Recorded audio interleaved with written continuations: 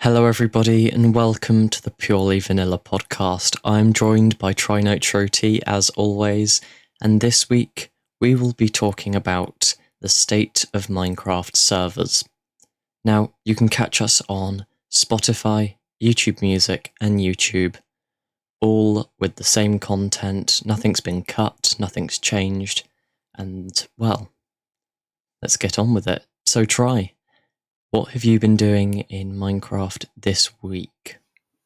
So, I haven't really been doing anything. I've been busy with real life very, very much this week, more than I kind of thought it was going to happen. So, I haven't really been too busy in Minecraft. What have you been doing? Well, the resource pack is slowly building up, and I will tell you now on CurseForge. Sorry, I don't know if it's up yet, but the resource pack, the first edition 1.0 update, is going up on CurseForge soon. I'll put a link in all the descriptions if it is up at the moment. It is called the Sweet Slime update, or Sweet and Slimy, something like that.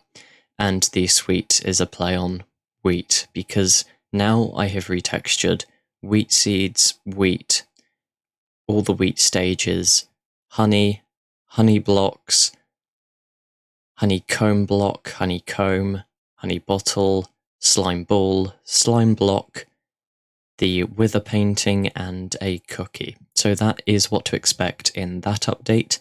And this week I have not started work on yet, but I will do very, very soon, is the stone update, which will include all different types of stone retextured. So that's stone, cobblestone, all their variants, and moss as well to top that off. So the resource pack is hopefully going to come along quite well. Maybe the stone update will take more than a week, maybe two, because it has quite a bit more content in and it's getting those stone textures right. And they're a big part of the game. You need them to flow seamlessly into each other while also making sure they still fit with the same sort of colour or vibe that I'm going for. So yeah, that's what I've been doing. Yeah, I'll have to check that out sometime. And you're in the future, the stone mod pack or texture pack. Yeah, I'll send you that as soon as it goes up. Now, on to the news for this week. We have, well, introducing dynamic worlds to the marketplace. You can have a read of that article on the Minecraft.net. It's a lot to do with Bedrock, which I don't exactly understand, so I'm going to leave that to them. And bugs for this week in the 1.20 update. Yes, we haven't had any snapshots yet for 1.21 or any bug fixes, but there is a bug where you go into the creative inventory, you chuck some stuff out, and it disappears. Whether that's a few blocks disappearing, maybe 10 out of 52, or whether that's all of them, which isn't exactly something you want to be happening if you're chucking stuff on the floor, so you then go and pick it up later. So we got a slight problem with that, but hopefully that will get fixed in the future. I found that through Phoenix SC, if you wanted to know.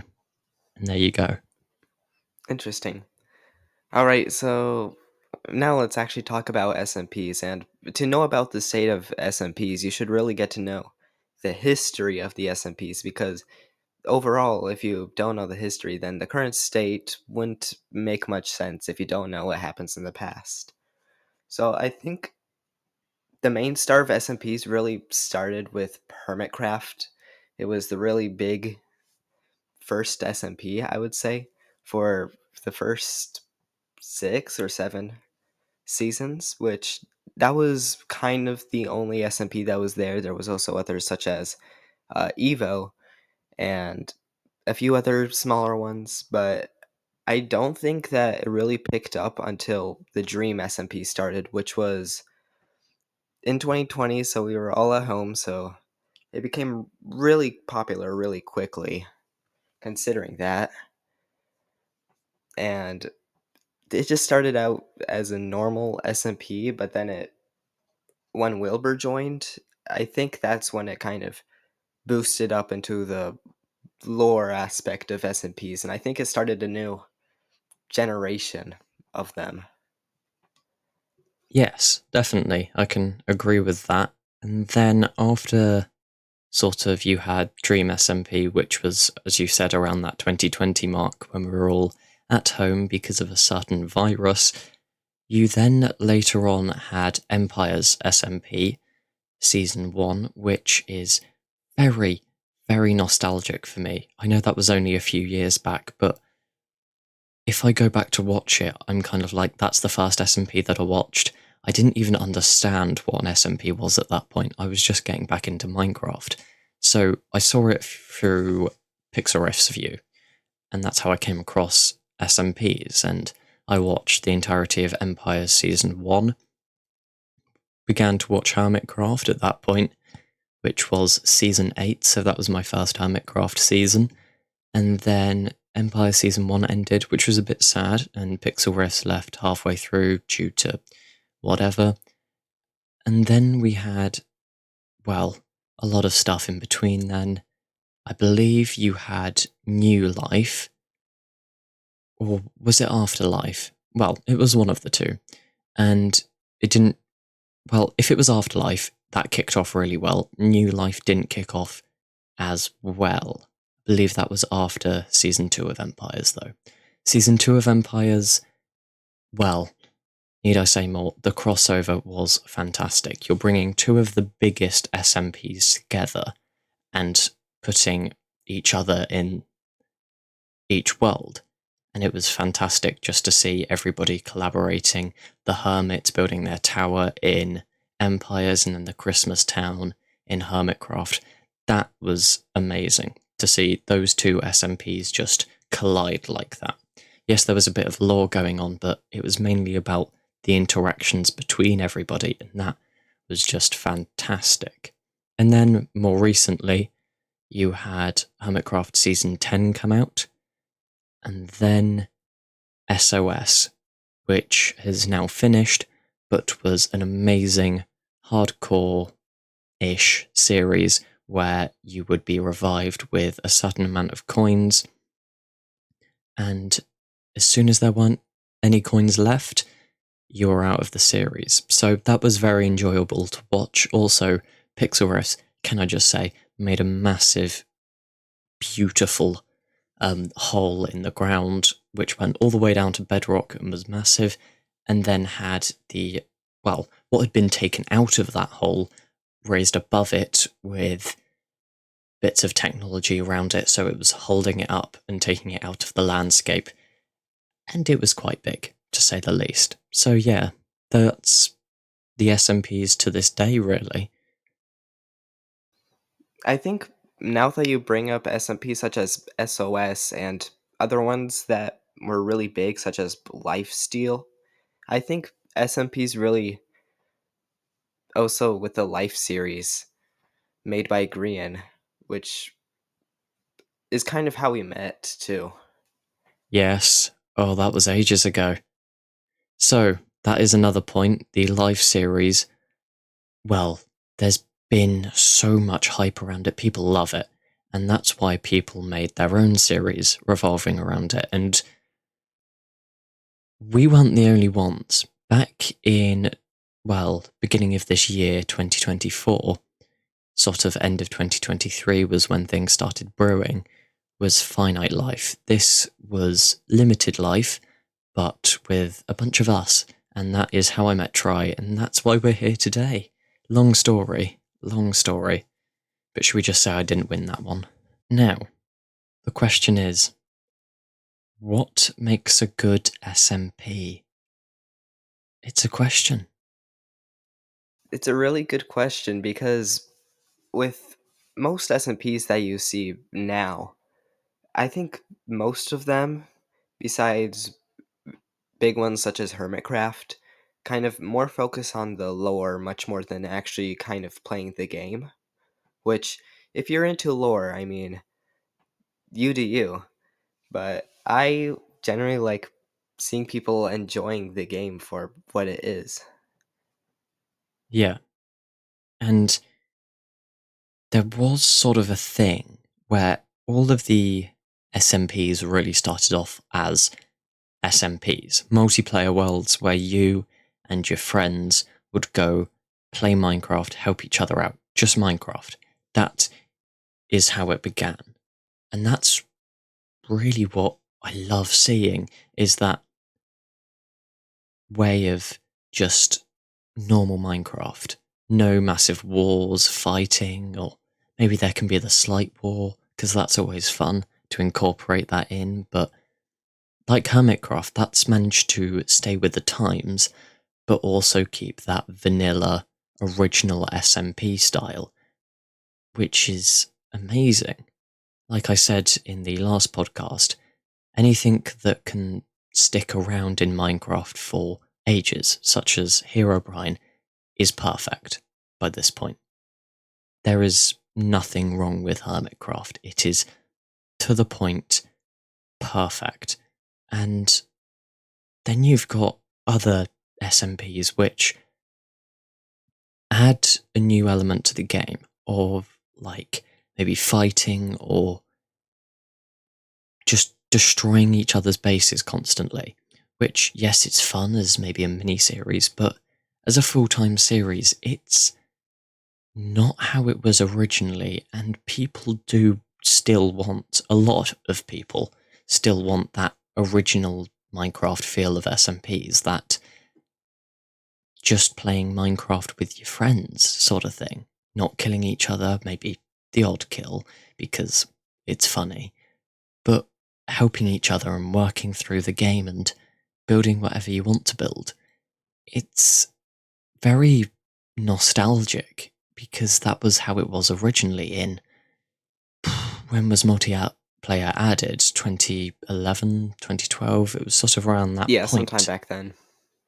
So, yeah, I feel like some of the SMPs just get it wrong because they're not doing enough of that original idea of just playing with your friends.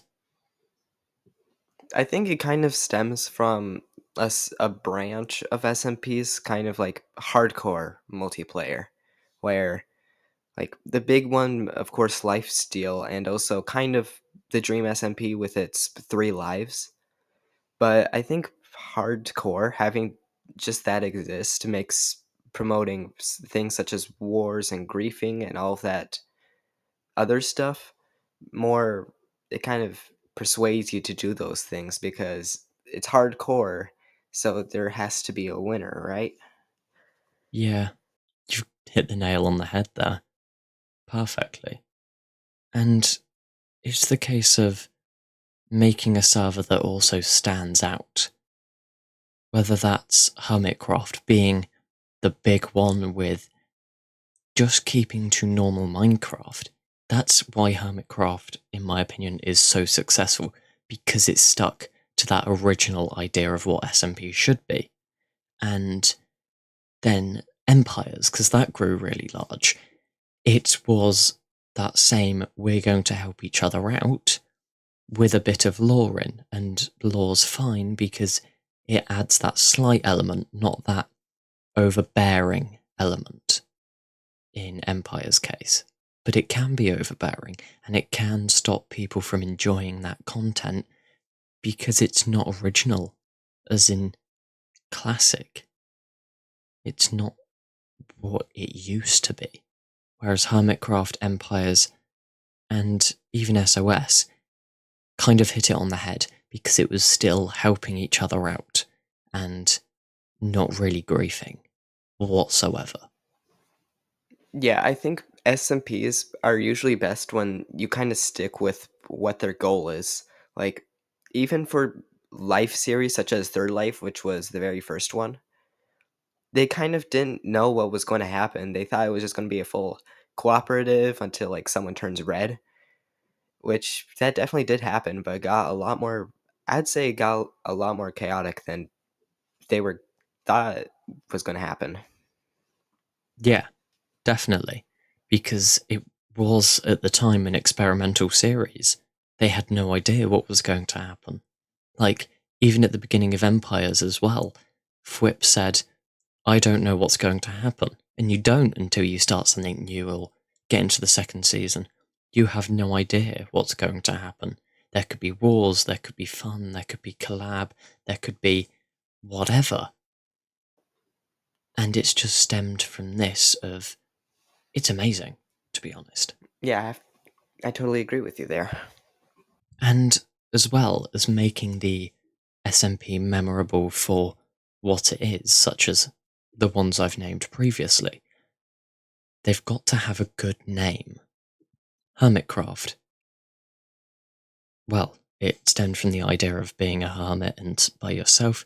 Maybe there's a few more interactions now, so maybe the name doesn't necessarily apply, but it's a name that's stuck and is memorable. Empires. It does what it says on the tin. There's empires. Shroomcraft. What was the origins of Shroomcraft? Shroomcraft, my series. Ooh, ouch. Okay. Yes, there is a reason behind why it's called that, but was it memorable enough? Did people know that enough? Probably not, no.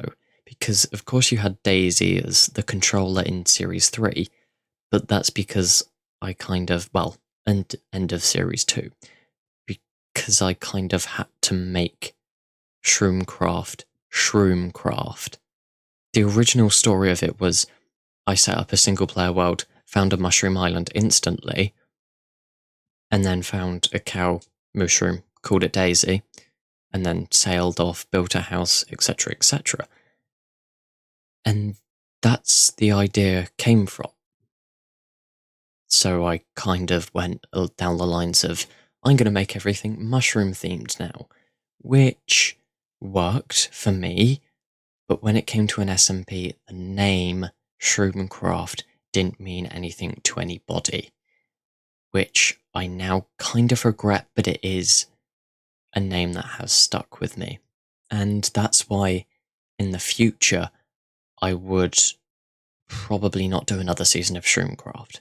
I would do a series with a different name that sticks to more to the theme of it and makes people go, ah, yes, that's why that's called that. And they don't have to go delving into the lore behind the scenes and stuff.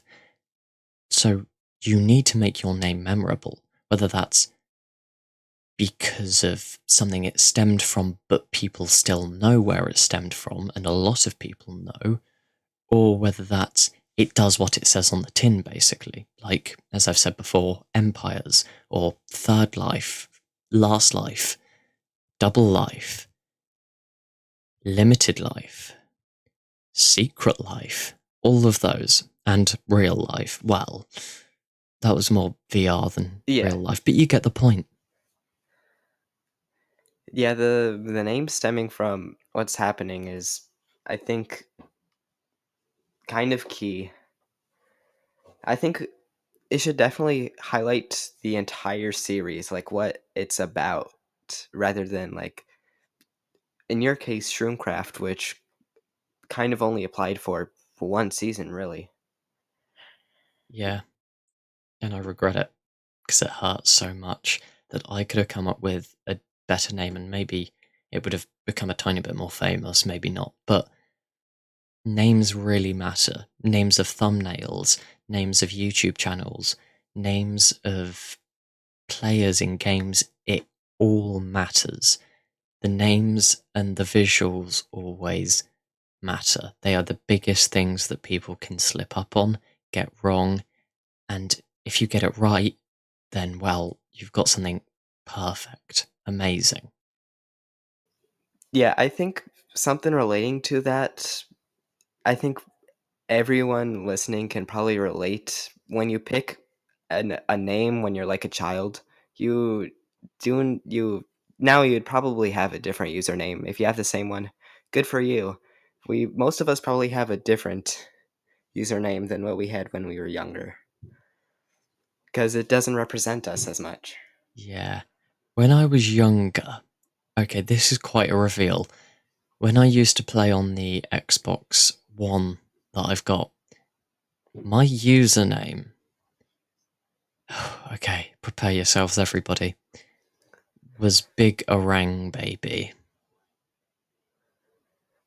Yeah, the the username that I had was TNT Lover 398, and it will live in my head rent free for my whole life. Yeah, it's just those names that you come up with when you're younger that just you look back on and go, yeah, yeah, why? But yeah, it happened. And then Yeah, Pixelcraft10 came along, and that is a very, very short story. So I'm thinking, right, I'm going to get Minecraft on my computer and think, well, I'm going to need a username. So I go, what could it be? What could it be? Pixelcraft. Because Minecraft and Minecraft Pixels. Very, very inventive, I know. So I put in Pixelcraft, but that username was taken. Then I put in Pixelcraft with no E. That did not work. And then I think I put a underscore between Pixel and Craft. Somebody had already taken that. And then thought, okay, I'm just going to pop the 10 on the end. So it became Pixelcraft10. And that's where it stemmed from. So it was a very short sort of, I'm going to need a name quickly, let's come up with it. And now it's just kind of stuck. I don't think I'll ever change it. There was one point where I was going to change it and make it something to do with mushrooms, but I'm glad I didn't because the name that I had in reserve was, oh, ouch. It was worse than Big Orang Baby. Should we just say that? yeah. Pain. Pure pain, that. I my story behind my username changing probably isn't as complex as yours. Since my first username had TNT in it, and that's just short for TriNitroT, so I just decided to stick with the first segment of it, and it's stuck ever since for at least 3 years, maybe 4. And that is how I just realised the 3 capitals in Try's name spelled out TNT. How did I not notice that before? And I'm the one supposed to be good at anagrams. Anyway, back to the whole server thing. Boredom. I'm chucking that one in there because it happens. Not necessarily SMPs this time, but we can look at them as well as other servers. And that includes Hypixel, PvP Legacy, and there's another MCCI. That's it, because those are the big 3, in my opinion. So, why do people get bored? Over to you. I think it's mostly because burnout burnout is a huge factor in playing anything and getting bored of something, because usually if you play like a single server for a week or a month straight with taking no breaks in between, burnout really gets to you. And I don't think there's any way to avoid it. It just happens. Yeah, So with the burnout, you'd just get bored of it, and then you'd stop playing it for probably much longer than you were playing it for. yeah, that's definitely the main reason, burnout. But why? Why do people get bored of Hypixel? Why do people get bored of MCCI? And why exactly do they burn out on PvP Legacy? And that, it's a simple answer. They did it all. Hypixel, there's a load of game modes. It's very difficult to get to that boredom stage, even if that's housing, where there's new houses basically every day. And maybe the only reason that I can sort of think of, apart from slight boredom on it, if you've done loads of things on Hypixel, is you always used to play with your friends and then they stopped just playing Minecraft in general because they moved on to other things or did other stuff. That's, I would say, the sort of the main reasons for Hypixel. Yeah, I think that's a really good factor to look into, having just a really wide variation of things to do so that you can do one thing at one time and then do something else the other time, and it kind of gives you breaks between things, which really helps a lot. And speaking of breaks, I think something like that also works in like weekly series such as the Life series, where players decide to go on for just a set amount of time and they play that for however long, and then they kind of don't have to think about it for another week. Yeah, and then moving on to the next SMP, server, we have MCCI. I don't really know people who get bored of MCCI because they're still chucking out updates like there's no tomorrow. Recently we had, obviously, Rocket Spleef and loads of other things. So that's quite similar to Hypixel in the case of there's lots of game modes and lots of stuff to do, lots of stuff to play.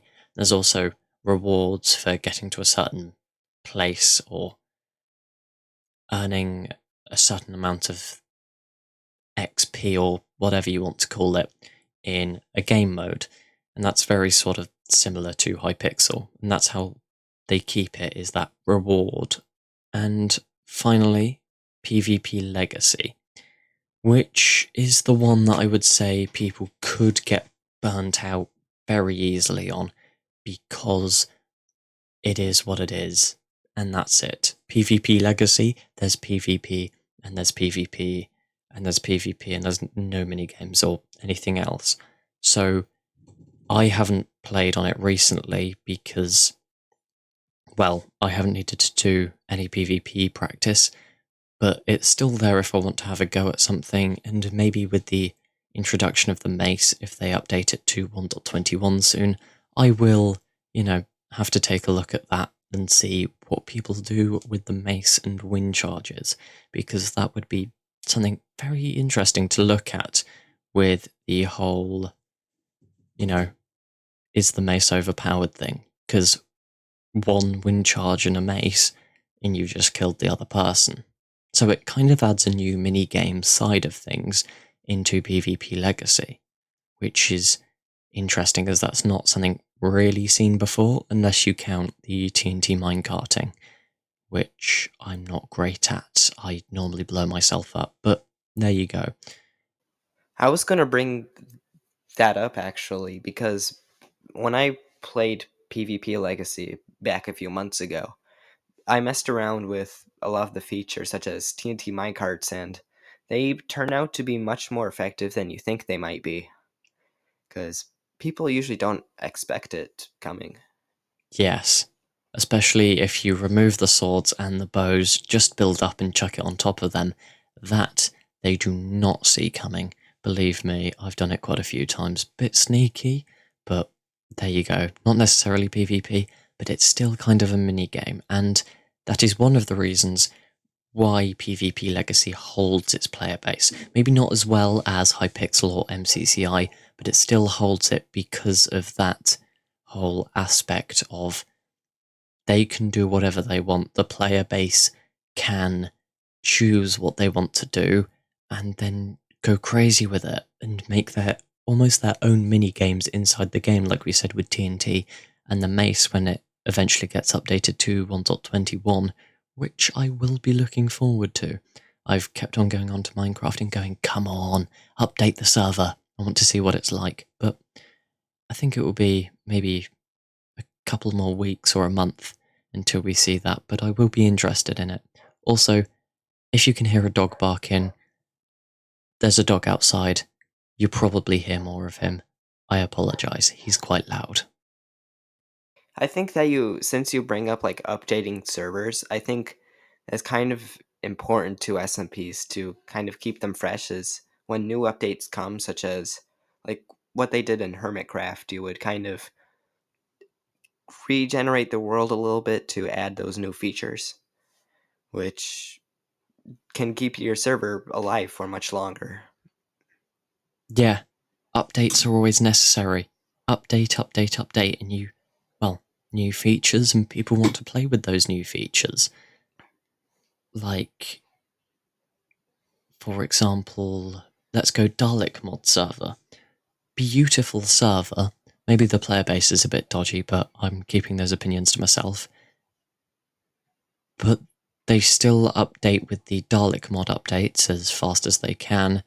But the only issue I have is they can't update with the normal vanilla updates. So at the moment, they're stuck on 1.16.5, and the original version is still stuck on 1.12 because they can't, well, they had to rewrite the entirety of the code for 1.16.5. So it will be a long time until we get it for a newer update, whether that's 1.25, 1.26, or 1.27. Who knows? Yeah, that brings up a good point since Minecraft usually only has a big update every year, although it has some minor updates every once in a while if it needs it, if there's a new feature or just a bug fix. Yes, and I think we'll be seeing more of those smaller updates, as in the past, the one dot big update dot something, they've always been maybe patches or very small updates. But recently in the 1.20.6 update, you saw a new name for it. You got the Armored Paws update, which only added a few features, but it still added more than what we would have normally expected. So that was the new variants of wolves, wolf armor, and armadillos. Three things, but three things that make a big difference. They're almost like, as I said last time, I think, the Secret Friday updates of they're small updates, but we're giving you new content. And I think we're going to be seeing more of that in the future, whether that's 1.21.1, which I don't think it will be. I think that might just be a bug fix, like quite a few bugs there. Or slightly later down the line in one of the 1.20 dot somethings, because, well, I think we need it, a new update now and again that's not necessarily massive, and probably leading up to what could be a massive update in the form of 1.22, because, well, we've just had the 15th anniversary. They're not going to let that slide because, well, we only got a few capes on Java Edition and Marketplace stuff on Bedrock and not an update. If we get an update that isn't big, I'm going to be kind of sad, but I feel like they're brewing something for the 1.22 update, which, yes, we'll have to see in Minecraft Live, whenever that is. I'm not entirely sure, but it will be later this year, and we will be looking forward to seeing what possibly massive changes they're going to make to the game, because maybe an end update, that's huge, or anything really that's bigger than... It has to be on the same level as the Nether update. That's the level that they're probably aiming for. I think with the end update, which I do think is very overdue, with how ends are now, you just go into one and get an elytra and then leave, which does bring up something which we could probably talk about in a future podcast with progression and like transportation and how the elytra kind of overshadows everything. Yeah, I've got a slight sort of hatred for the Elytra in a way, because it's just a tiny bit too convenient, in my opinion. They need to debuff it a bit, or buff up minecarts, make them faster.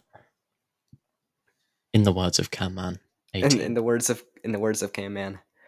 Yeah. Make the minecarts faster. Make the minecarts faster. Just make them faster. That's all they need to do.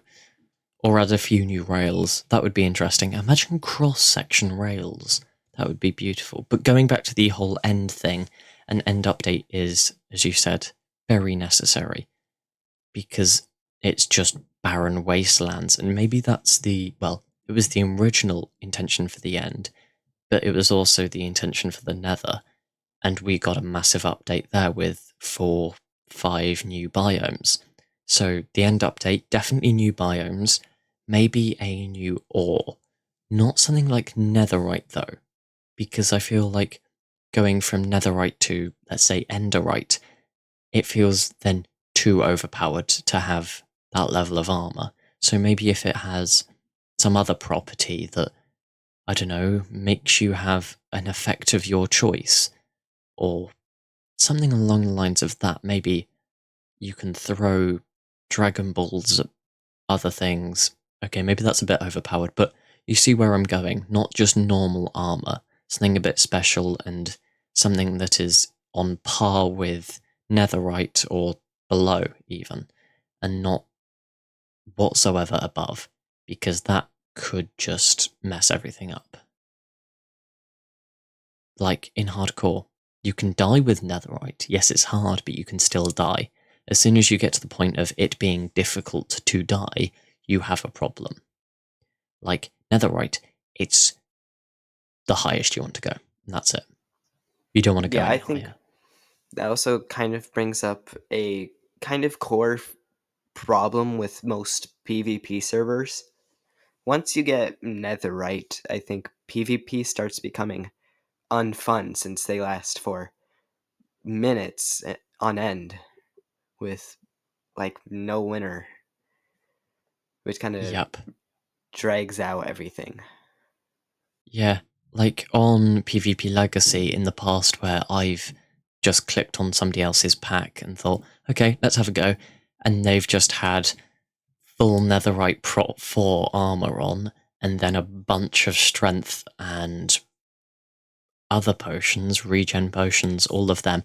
I've gone, oh, here we go again. Maybe they've included, you know, bit of TNT. TNT doesn't do much damage. Maybe respawn anchors and end crystals, but it's boring because that's all the same and it lasts forever and ever, and it's so annoying because you just got the potions and then they last forever, and it's just kind of, please end. This is going to make me burn out quicker. And going back to the point of having the end updated, another few bits I'd want to add is new structures for definite. We got the bastions in 1.16, so why not get something else for 1.22? And end ships, as well as end cities, do need a bit more of an update because they're all the same. Maybe a bit bigger, maybe a bit cooler, new decoration.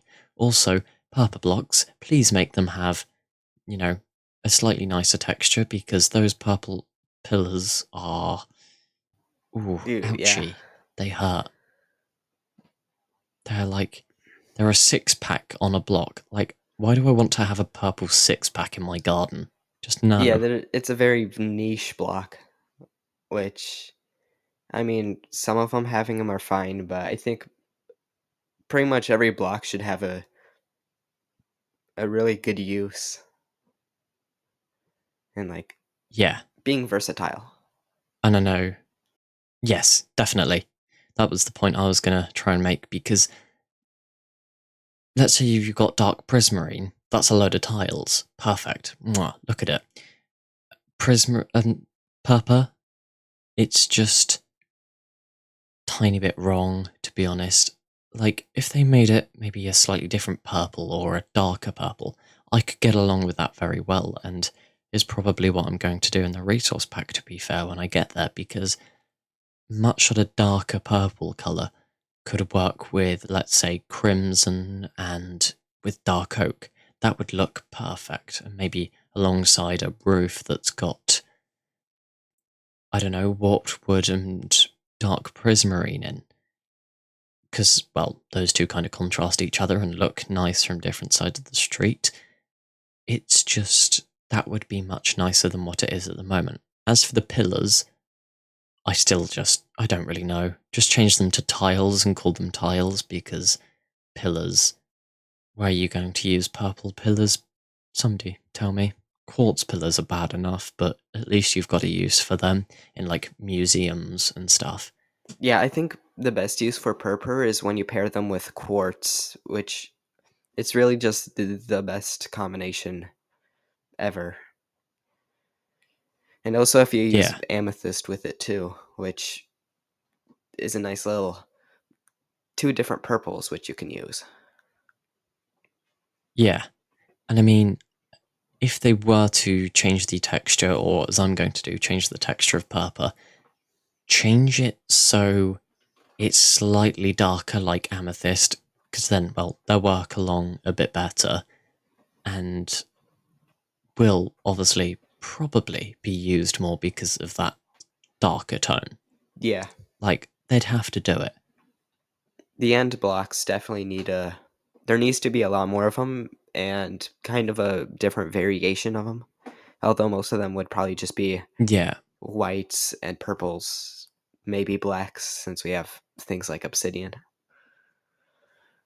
yeah, also maybe that sort of bottle green colour because Enderman's eyes, or more sort of their pearls, are that green colour. And having that, you know, maybe in a new structure or even in the end cities, it adds a bit more colour variation and also keeps that alien vibe of what the end is. Like, back when we had 1.17 and we thought we were going to get the Warden, people were saying they should put this thing in the end because of the whole skulk thing and the skulk blocks. Maybe they should have done. Probably not. I think it works quite nice underground. But it was that sort of look from the skulk blocks of that space, because it looked like twinkling stars. And that's, I think, why people went, this would look good in the That's end. actually, And people say that with phantoms as yeah. well. They'd be good in I the think, end. oh, and yeah, now that you consider it, I think both of those would go really good in the end. Because, like, Yeah, in. I think it's true that beds blow up in the end, right? So, if, like, a phantom, if you don't sleep in the end, since you can't really sleep in them, phantoms would come after, like, how many minutes? Which I think would make like exploring the end a little bit more fun since you see a new enemy there. And also with wardens too, it would work really well since it's kind of a dark place. Same with the end since the overworld, I mean it's day and night and the nether is kind of just red. So the end really fits well with the whole deep dark theme. yeah. And if they were to move those to the end, which is the most unlikely thing on this planet right now, is changing the texture because, well, they're quite a bit different and maybe fitting the end vibe would work a bit better. But I do have to say, I think something else would work better in the end, and that is a mode of transport, but not, let's say, a minecart or anything like that. A whale, a space whale. Now, I've seen these before in the Better Minecraft mod pack. I don't exactly know which mod it comes from, but I'm assuming it's the Better End mod. And these things are massive, and you have this flute that, if you use, these whales will come towards you, and then you can use them as a mode of transport out to different end islands. Just don't make the mistake I did and jump off of it when you're in the middle of the void, because then you lose all your stuff. That happened. Yeah, if I think there should also be like or like dimension specific forms of transportation, like since you mentioned a space whale, maybe there would be a different kind of something that you could use in the nether, and only in the nether. Maybe it's like Strider. fueled by the heat of the nether or something like that. Strider. I mean, the strider. I mean, Strider. yeah, the strider, but you can also use it in the overworld too. Yeah, I feel like they So should it's have like, made Striders Nether exclusive because Yeah. well, I know there's an advancement for the overworld, but maybe Striders are that nether transport, because they are the nether boats, essentially. But bringing them to the overworld, maybe not. They should probably just die as soon as they come through a nether portal, so people are forced to keep them in the nether and maybe make a home for them there, instead of putting them in rain and lava, because that's not exactly a mixture, but it is in Minecraft. So, yeah, I think keeping those Nether exclusive would be a better idea. I know they're not going to do that because, as I said, there's an advancement for it. Feels like home, I believe. And yeah, I think maybe if they were to add something like the end whales, is make them so they can't go back to the overworld. Or if they can, then Yeah. they die straight away, or there's something special that you can do with them. And they don't just keep flying around the overworld, because then that messes all the transport up in the overworld. So, Try now does have to go, but that's not the end of the podcast, so stick around and I will keep going for another 10-20 minutes by myself, but I will be talking and arguing with myself like always, basically, so there's not much change there. But now, see you, Try. Goodbye. I'll see you next week. Au revoir. Don't forget to send me the audio for the podcast. That would be tragic. See ya. He's gone, hasn't he? Yeah, I was just talking to myself. Anyway, back to the idea of having that end update. Beautiful, beautiful it could be. Imagine massive trees, maybe not massive, but much larger trees that have new glowing blocks, like Shroom Light, but not Shroom Light, because, well, it's kind of, yeah, it's just a light, it's a torch, and I just whacked my filter of my microphone. Fantastic. But that also brings me on to the next point of coloured lighting. Very, very interesting, because at the moment we just have normal, natural white light, or warm. I'm not entirely sure. I think it is just white. But it doesn't really do much for me, because let's say you've got a dungeon somewhere and you kind of want it to be a bit dark but still have that tiny bit of light. Maybe a cold blue light with a soul lantern. Oh wait, no, it's yellow light. It's not exactly thrilling. I know we've got shaders for that and mods, but it's not in vanilla Minecraft, and that's what matters to me on the purely vanilla podcast. So, having new coloured lights would be fantastic, and maybe even adding new items into the game, because the redstone lamp, yeah, it's supposed to be white, as you can see by the texture. But could we add blue redstone lamps, yellow, well, we've already got that, orange, let's say, red, pink, green, all of those colours, the 12 or 16 colours that are in the game of concrete and powdered concrete and terracotta, have those as lights, coloured lights. You can make a disco, you can do anything. And then you've even got frog lights. Having those different colours would just maybe change the atmosphere slightly of a certain area and make it more enjoyable to look at or stay. Dynamic lighting is something that needs to be added as well, because dynamic lights make sense. Yes, maybe it could be quite laggy, so probably not, but having different coloured lights, 100%.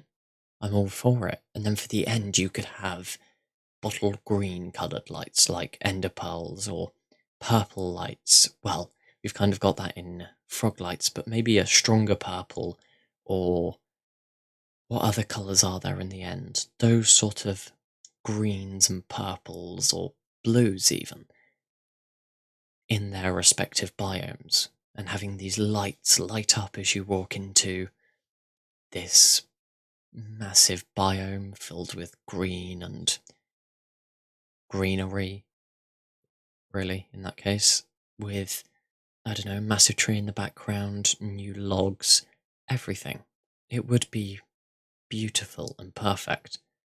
And that's why they should update the end. But colours in Minecraft are something that I do want to discuss more about because, quite frankly, in my opinion, there is not enough. There is just not enough. You look at the 12 or 16 colours you've got at the moment.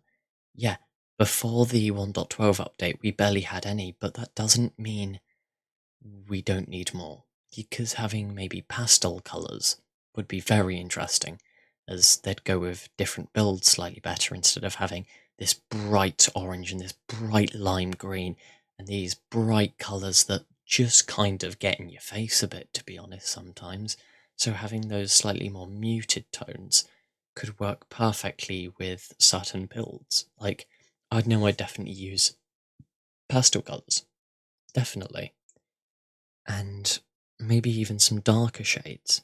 We could have tints, so those are the much lighter, whiter colours, and then shades as well.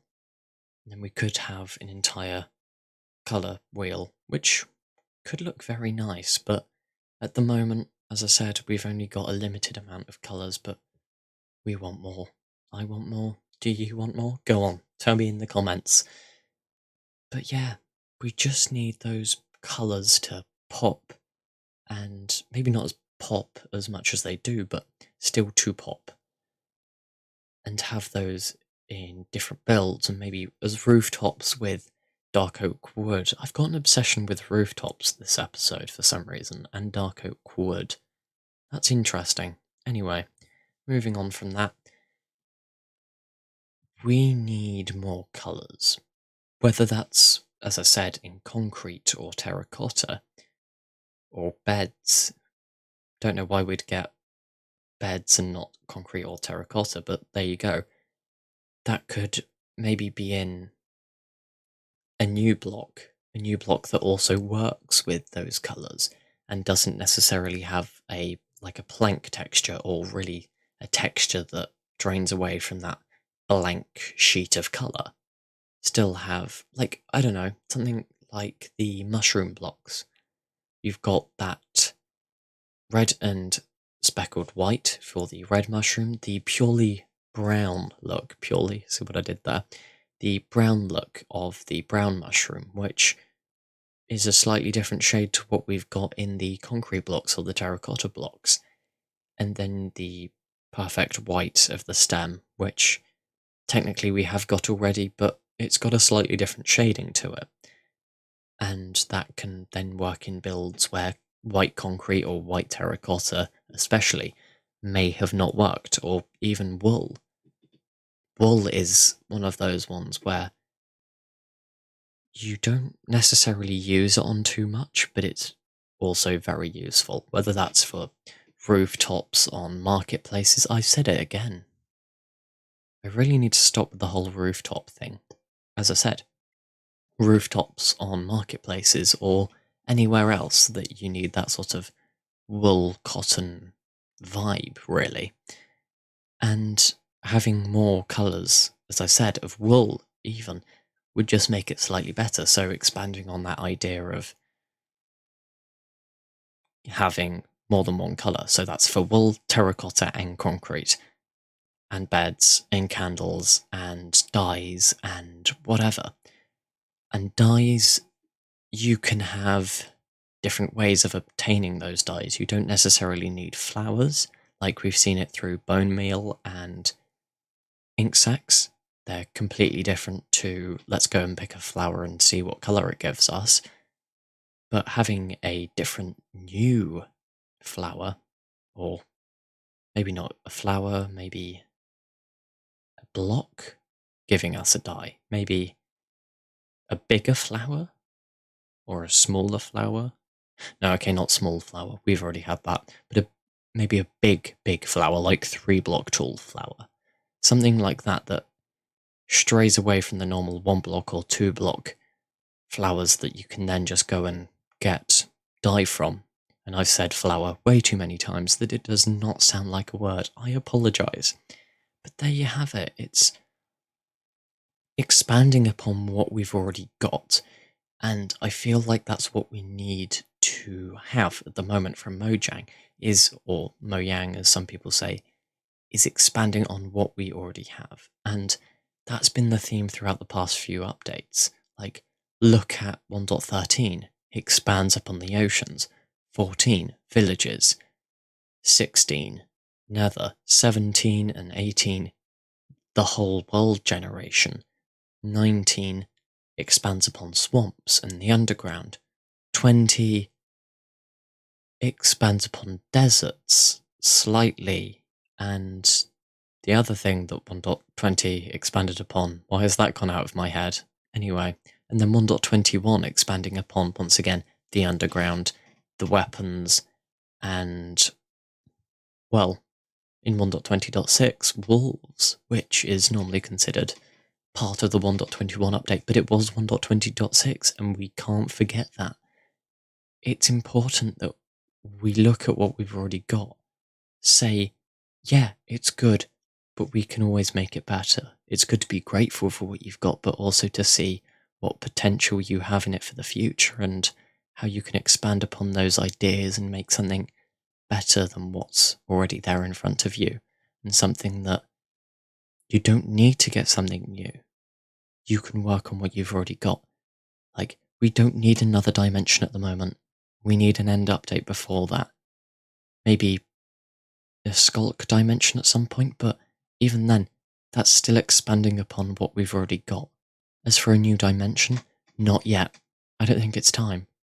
We need an end update. We need to expand upon what we've already got. Yes, we're doing that, but we need more expansion before we can move on to much bigger new things, such as I've said, dimensions. Like having a sky dimension. Yeah, that's all well and good, but if we get that before the end dimension update, that's kind of screwed it all up, because having that there instead of an end update, we will then in the future have to go and update that. And will that come before the end update? No, probably not, but we need to focus on what we've got at the moment. Yes, you might say, okay, you can keep saying that and then you just keep on updating what you've already got. That won't happen. There will become a certain point with the nether. We've got to that point of, yes, it's not perfect, but it's perfect enough to move away from and do something else. So having that end update and being able to go, perfect. Not perfect, but it is perfect at the same time. And then being able to go onto a new dimension, as I've said, or, I don't know, new biomes for the overworld, or expanding upon deserts and, as I've said, expanding upon. It's all about that. It's about going and making more out of what you've already got. And going back to the main point of this episode, expand upon the servers. Update them with the updates. New stuff is what people want. They want refreshing, new content. They don't want that same old, just stuck on one update doing the same thing every day. They want new stuff. Updating and looking at what you've already got, maybe adding a new game mode. But don't do that before you've gone through everything that you've got so far and gone, this needs an update. We're going to expand upon this. We're going to make this slightly better. We're going to make this bug free. We're going to do this. We're going to do this. You have to do that before you go on to bigger things and add things. And with Minecraft, that's never been a problem in the vanilla game. And I hope it won't be, and I hope 1.21 won't add a new dimension, 1.22 even, won't add a new dimension, but will expand upon what we've already got. And that's exceedingly important, as I've already stressed. We need to expand, expand, expand, expand. And there you go. that was the podcast for this week. I hope you enjoyed, and I hope I'll see you next time with Try. Don't forget, it has been me for the past 5-10 minutes. But thank you for watching, or listening, in a podcast case, because you wouldn't be watching a podcast unless you are. In which case, thank you for watching.